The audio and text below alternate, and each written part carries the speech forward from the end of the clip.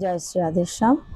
আপনারা অনেকে বৃন্দাজি বা তুলসী দেবী সম্পর্কে জানতে চেয়েছেন, কখন কখন তুলসী চয়ন করা যায় বা কখন কখন তুলসী বৃক্ষে জল দেওয়া যায়, এই নিয়ে প্রশ্ন করেছেন।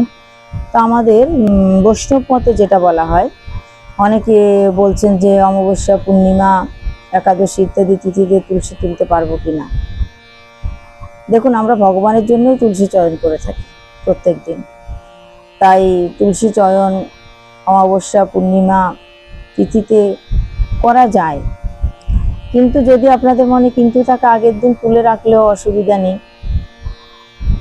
এমনকি একাদশী তিথিতে খুব যদি প্রয়োজন হয় তাহলে সকালবেলাও হলেও তুলসী চয়ন করে নেন, কিন্তু দ্বাদশীতে বৈষ্ণবগণ কখনোই তুলসী চয়ন করেন না। অর্থাৎ দ্বাদশী তিথিতে তুলসী চয়ন করার কোনো নিয়ম নেই, বিধান নেই। অনেকে প্রশ্ন করেছেন রবিবারে তুলসী গাছকে জল দেওয়া যায় কিনা। একাদশী দিন একাদশী ব্রত থাকেন বা বিভিন্ন ব্রতর দিনে তুলসী গাছে জল দেওয়া যায় কিনা। যদি দেখুন যে তুলসী বৃক্ষ শুকিয়ে যাচ্ছে, এত রোদ পড়েছে, তুলসী গাছে জল না দিলে সে গাছ মরে যাবে, তো কষ্ট হবে, তখন কিন্তু তুলসী গাছে জল দেওয়ার নিয়ম আছে। এমনিতে আমরা বৈষ্ণবীয়গণ যারা আছি তারা প্রতিদিন তুলসী গাছে জল দিয়ে পরিক্রমা করে তাকে প্রণাম করি। তাই দ্বাদশী ছাড়া অন্য যে কোনো দিন তুলসী তোলা যায়। মনে যদি কারো কিনতে হয় যে আমি অমাবস্যায় তুলব না বা পূর্ণিমায় তুলব না, তাহলে আগের দিন তুলে রাখুন, একাদশীর আগের দিন তুলে রাখুন। যদি তা না হয় একাদশীর দিন সকালবেলায় তুলে রাখুন, কিন্তু দ্বাদশী তিথিতে তুলসী তোলার কোনো নিয়মের কথা নেই।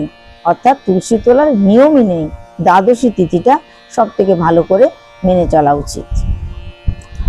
আর জল দেওয়ার ব্যাপারে তুলসী গাছের কষ্ট হলে অবশ্যই জল দিতে হবে, না হলে তো তুলসী গাছ মরে যাবে। আমরা কি চাই আমাদের মা কষ্ট পাক?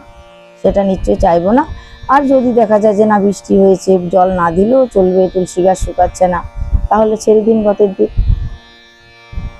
তো এটাই তুলসী বৃক্ষ নিয়ে আমরা সংক্ষেপে একটু আলোচনা করলাম। পরবর্তীতে আরো কিছু জানার থাকলে জানাবেন, নিশ্চয়ই প্রশ্নের উত্তর দেওয়ার চেষ্টা করব। জয় নিতাই।